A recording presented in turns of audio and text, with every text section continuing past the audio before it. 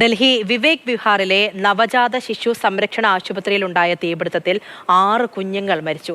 ഇന്നലെ അർദ്ധരാത്രിയാണ് തീപിടുത്തമുണ്ടായത്. 12 കുഞ്ഞുങ്ങളെ രക്ഷപ്പെടുത്തി ആശുപത്രിയിൽ പ്രവേശിപ്പിച്ചിരുന്നുവെങ്കിലും 6 കുഞ്ഞുങ്ങൾക്ക് ജീവൻ നഷ്ടമായി. അർജുൻ പീതാംബരനുണ്ട് വിവരങ്ങളുമായി. അർജുൻ, ഈ തീപിടുത്തത്തിന്റെയൊക്കെ ഞെട്ടിപ്പിക്കുന്ന വാർത്തകളാണ് കഴിഞ്ഞ ദിവസം മുതൽ വന്നുകൊണ്ടിരിക്കുന്നത്. ഗുജറാത്തിലെ രാജ്കോട്ടിൽ അതിലും കുട്ടികളുണ്ടായിരുന്നു. ഇതിപ്പോൾ ഡൽഹിയിൽ ഈ ആശുപത്രിയിൽ എങ്ങനെയാണ് തീപിടുത്തമുണ്ടായത്? അതിനെക്കുറിച്ചുള്ള വിവരങ്ങൾ ലഭ്യമാകുന്നുണ്ടോ?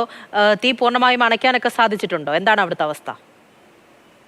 പൂജ, തീ പൂർണ്ണമായിട്ടും അണയ്ക്കാൻ സാധിച്ചിട്ടുണ്ട്. പക്ഷേ 6 നവജാത ശിശുക്കൾക്ക് ജീവൻ നഷ്ടമായി എന്ന് പറയുന്ന വളരെ നടുക്കമുണ്ടാക്കുന്ന ഒരു വാർത്ത തന്നെയാണ് ഇന്ന് രാവിലെ വന്നിരിക്കുന്നത്.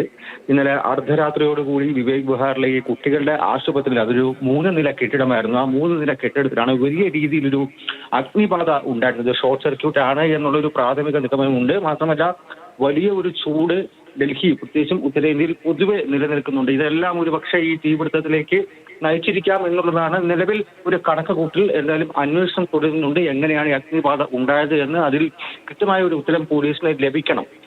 എന്തായാലും ഈ ജനങ്ങളും അതുപോലെ ഫയർഫോഴ്സും ഒരുമിച്ചെത്തിയ ഒരു രക്ഷാപ്രവർത്തനമായിരുന്നു ഇന്നലെ അർദ്ധരാത്രി മുതൽ ഉണ്ടായിരുന്നത്. ഈ 3 നില കെട്ടിടത്തിലെ ആദ്യത്തെ 2 നിലയിൽ ഉണ്ടായിരുന്നവരെ പെട്ടെന്ന് ഇറക്കാൻ പറ്റി. പക്ഷേ ഈ കുട്ടികൾ, 12-ലധികം കുട്ടികൾ ഉണ്ടായിരുന്നത് 3-ാമത്തെ നിലയിലായിരുന്നു. അവരെ പുറത്തെത്തിക്കുക എന്ന് പറയുന്നത് ഏറെ പ്രയാസകരമായിട്ടൊരു ജോലിയായിരുന്നു. പ്രത്യേകിച്ചും വലിയ രീതിയിൽ പുകയുണ്ടായിരുന്നു. പക്ഷേ 12 കുട്ടികളെയും പുറത്തെത്തിച്ച് ആശുപത്രിയിൽ അഡ്മിറ്റ് ചെയ്തെങ്കിലും അതിൽ ഗുരുതരമായി പരിക്കേറ്റ 6 നവജാത ശിശുക്കൾക്കാണ് ജീവൻ നഷ്ടമായിരിക്കുന്നത്. അത് ഇന്ന് രാവിലെയോടെയായിരുന്നു സ്ഥിരീകരിക്കുന്നത്. അത് മാത്രമല്ല, ഒരു കുട്ടി ഇപ്പോഴും വളരെ ഗുരുതരാവസ്ഥയിൽ തന്നെ വെന്റിലേറ്ററിൽ തുടരുകയാണ് എന്നുള്ളൊരു ഗുരുതരമായിട്ടൊരു വാർത്ത കൂടി, ആശങ്കയായിട്ടൊരു വാർത്ത കൂടി നിലനിൽക്കുന്നുണ്ട്. ഒപ്പം തന്നെ മറ്റ് 5 പേർ ഇപ്പോഴും പൊള്ളലേറ്റ് ചികിത്സയിൽ തുടരുകയാണ്.